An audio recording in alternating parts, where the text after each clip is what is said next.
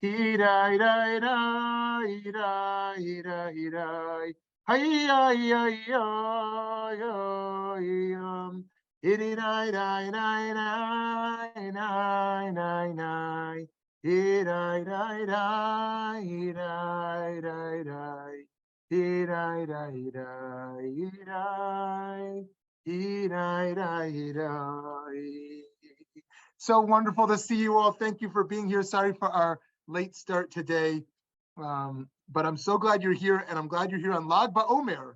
What a wonderful day Lag BaOmer is in the holiday, not only marking the end of these deaths in mass that occurred historically, but also it is kind of the founding day of Jewish mysticism, celebrating the Rashbi, Rabbi Shimon Bar Yochai, who we talked about in our Plato session. And it is a day that can fill us with wonder and mystery and a sense of the possible. And so today, friends, we're going to be talking about Averroes. I did want to offer a comment on last session. Our friend Gary had said, and another friend kind of reinforced here, that it's been a lot of kind of God talk. And what we're going to see is that philosophy and theology in the early thinkers is very intertwined. But as we get to modernity, we're going to see a total break, not a total break, but a very strong break from that trend where ethics become central, questions of meaning, questions of purpose, a lot of skepticism, and a lot of theological assumptions are going to be challenged. And so this is our second of two among the Arabic thinkers. And again, in the Western world, we don't talk as much about them, but it's really hard to not include them, given kind of their initial advancing of the Greeks into the medieval times. And so we're going to talk about Averroes today. But before we go to Averroes, let's talk. Some people pronounce it Averroes, like if they're speaking fastly, but some people say Averroes, but they pronounce the O. In any case, let's start with a poll question on our subject for today. If religion and reason contradict, option 1, I choose reason. Option 2, I choose religion. Option 3, I don't see any contradictions. Or option 4, the way I embrace both, when there's a contradiction, I ensure they work together. All right, 25% say I choose reason. Nobody says I choose religion. 8% say I don't see contradictions. And 67% say when I embrace them, I work it out. I work it out so they're in sync. Okay, very interesting. That is going to be relevant to our conversation today with Averroes. So friends, do reason and religion contradict? And if so, what are we supposed to do about that? These questions are far older than we might imagine they are, as we learn from studying the work of Averroes. By examining how this debate played out about 900 years ago, perhaps we can gain a better understanding of how we should address these topics today. Averroes, known in Arabic as Ibn Rushd, was a scholar of both philosophy and religion, the first of our philosophers to be deeply entrenched in religious life. Born in Cordoba, he was a qadi, or an Islamic judge. He decided matters of Islamic law by issuing fatwas, the direct equivalent of rabbinic responsa, like a rabbinic ruling, they call it fatwa. In effect, he was in Islam what Judaism would call a rabbi, or maybe even more specifically, a posek, like a religious legal authority. He worked under a very strict regime, but still found time for his philosophical efforts and spent his nights writing commentaries on Aristotle. Inspired by Aristotle, Averroes believed only the social elite were really capable of complex, higher order thought, and that most Muslims should accept the Quran literally at face value. However, this approach wasn't unusual for his era. In the Jewish tradition, Maimonides felt similarly and made clear that he only wrote his Guide for the Perplexed, known as the Moreh Nevuchim, for those educated sufficiently in the ways of philosophy, right? The masses should get dumb religion, and us elite intellectuals should get smart religion, right? And we're okay with both having each, right? The one who doesn't want to think can think of God as an old guy with a beard in the sky, waving to everyone, or sitting as a judge. But obviously, kind of someone who's more intellectual is not interested in seeing a man with a beard as a judge up in the sky. And so we want to make sure we correct those misconceptions. So what is exceptional is that Averroes embraced the philosophy of Aristotle and rejected religious fundamentalism. He believed that the Quran didn't accurately portray the universe in a literal sense, and that philosophy was needed to better understand religious truths. Rather, the Quran was better understood as a poetic expression of religious truth, conveyed allegorically to make the truth accessible to the masses. Right? That let the masses think that this is all literal. These magical stories are what really happened. But us intellectuals understand this is all allegory. A similar view was held by another religious thinker from Cordoba about 4 centuries later, the Kabbalist Rabbi Moshe Cordovero, known as the Ramak. He too criticized the simplistic notions of God held by the masses and argued that through learning they could achieve a more sophisticated understanding. Here's what the Ramak wrote. An impoverished person thinks that God is an old man with white hair, sitting on a wondrous throne of fire that glitters with countless sparks, as the Bible states. Imagining this and similar fantasies, the fool corporealizes God. He falls, which means gives God a body. He falls into one of the traps that destroy faith. His awe of God is limited by his imagination. But if you are enlightened, you know God's oneness. You know that the divine is devoid of bodily categories. These can never be applied to divinity. Then you wonder, astonished, who am I? Am I a mustard seed in the middle of sphere of the moon, which itself is a mustard seed within the next sphere? So it is with all the spheres inside the other. And all of them are a mustard seed within the further expanses. And all of these are a mustard seed within further expanses. As you learn to understand God as truly infinite, your awe is invigorated, the love in your soul expands. So he wants to move us towards an abstract meta level of how we might think of the cosmos, very different than kind of a child's imagination of what is above and what is below and who is in control. The major difference, however, between the Ramak, who we just discussed, and Averroes is that Averroes was less bothered that the unlearned masses would maintain a simple theology, while only the educated would strive for a more scientific and philosophical worldview. The Ramak, however, seemed to want all Jews to move beyond a literal meaning of religious language and replace it with a more sophisticated system of mystical symbolism.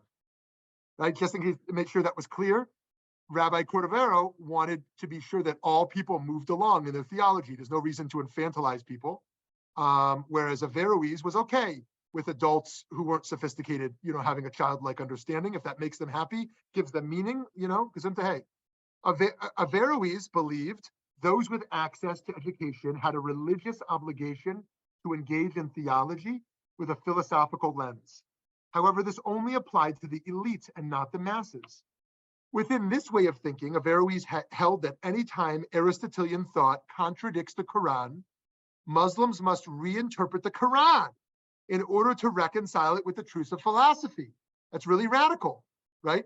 You're not going to find fundamentalist Islamists today say such a thing. You might find progressive Muslims say such a thing. But this was a big deal, right? You're going to reinterpret the Quran to work with philosophy. This is a crucial intellectual move for people committed to traditional religion to be able to say, I am committed to the truth of my sacred text, and I'm committed to what we understand about reason, and therefore the sacred text must be reinterpreted so philosophy and religion are compatible. Rav Sadia Gaon that taught that when reason and revelation contradict, one must go back and re-examine both. If there seems to be a clash, it must be the case that there is just a misunderstanding. Either our reason is flawed, or the revealed text has a different meaning that we originally thought. Either way, we must be willing to engage in serious intellectual work to ensure the two become aligned. Right? Those who take religion to be perfect as it was revealed and to be complete say, you're a human reason. What a weak human being you are. Your reason is nothing. It's just assimilated into the thinking of your day. Right? But revelation, that's the word of God. It should always outweigh your weak human faculties.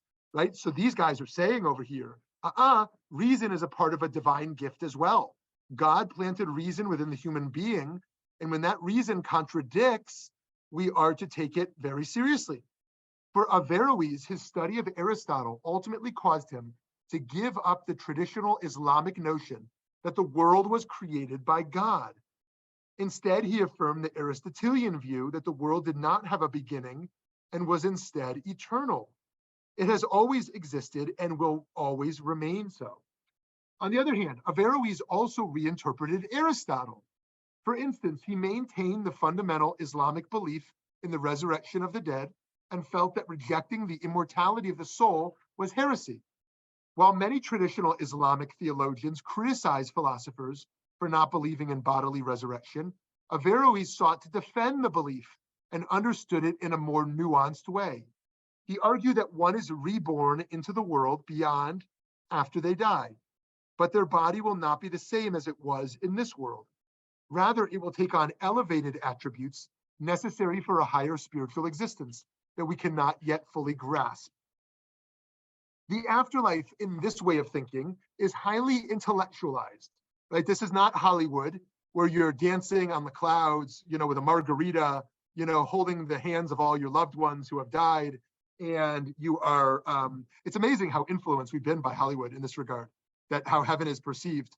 That we've all have our bodies back and are just in bliss, in a hot tub or playing pickleball all day, whatever you want to be doing in your time over there. The afterlife in this way of thinking is highly intellectualized. Averroes is saying if one grasps eternal truths, they live forever through those truths. But if one doesn't grasp them, they die with their body by not attaining what is eternal. This is radically different from a typical fundamentalist reading of religious text, or once again, the Hollywood image of heaven that consists of people holding hands with their loved ones and dancing through the clouds. Nothing against that. That's just these guys' critique. Due to his willingness to reinterpret religion in light of philosophy, Averroes at times received strong opposition from his fellow Muslims. They banned his books, and in 1195, he was personally exiled. Though the ban was subsequently canceled 2 years later, and he returned to Cordova, he died the next year. In the 13th and 14th centuries, his works were translated into Latin and Hebrew, which enabled him to have an enormous influence on Christian and Jewish thinkers, particularly those who had an interest in Aristotelian philosophy. So what should the thought of Averroes mean for Jews in our time, or for any modern person in our time? While we're not beholden to Aristotelian philosophy today, there remains a need to reconcile theology with reason, because reason, perhaps, is God-given, holy, and true. It must be granted as much weight, if not more, than the literal readings of religious texts. Without reason, religion easily falls into fundamentalism. And therefore, it's crucial that one maintain a commitment to both the integrity of religious texts and the need to frequently reinterpret them. This ensures that religion's timeless values survive while religious texts can still remain open to new layers of meaning that reason can help us unlock. Part of the way Judaism manages this tension is through the idea of the oral Torah, which serves to expand upon the written Torah. The ongoing process of midrashic interpretation of the written Torah compels us to constantly engage the text in new ways and develop new understandings and applications for it. In religious life today, there's a tendency to eschew tradition in favor of progress, or rigidly cling to simple understandings of the past at the expense of letting religion breathe and grow in the present. Averroes can serve as an example for how to pass on eternal truths while maintaining our intellectual integrity. Judaism is layered, Rabbi Art Green teaches. The rules of the game were, you never deny the truth of the prior layers. You just reinterpret them. Such a statement feels almost directly in conversation with Averroes, who thought when his religion didn't make sense, he needed to not throw away his religion, but to add to it. Confronting the problems and contradictions of religious thought in a direct manner is sometimes scary. It often requires great courage to challenge religious dogmas that no longer make sense in order to make way for the more sophisticated truths that faith can enable. Averroes, we see, paid a price for doing this. So to move towards a conclusion here, today we may not think of academic life as overly brave. For the most part, scholars are not courageous truth tellers who go against the prevailing currents, or cultural critics charged with taking on the religious or political establishment. But many philosophers of the past, like Averroes, and even some in the present, for sure, continually challenge religion to live up to its claim of holding the highest form of truth. Perhaps we should allow these philosophers to inspire courage in us to reevaluate some of the mainstream ways of thinking as well.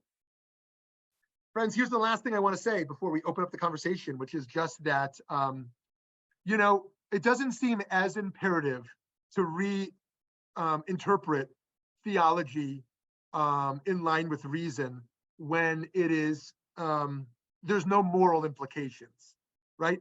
Does it really matter what one believes about creationism versus evolutionism or something in between? Okay, it's interesting, but are there really major moral, is there a major moral impact? On the other hand, if somebody wants to take an ancient view of the value of women in comparison to the value of men, because their religion says so, right, that women are inferior, we can see a major moral, major moral implications, and many other cases like that. And so, or on warfare, how do we think about, just warfare, or thinking about responsibility to our own versus responsibility to the other? We might conclude we're more responsible to our child than someone else's child. And so I'm going to leave some inheritance to my child, not somebody else's child, perhaps.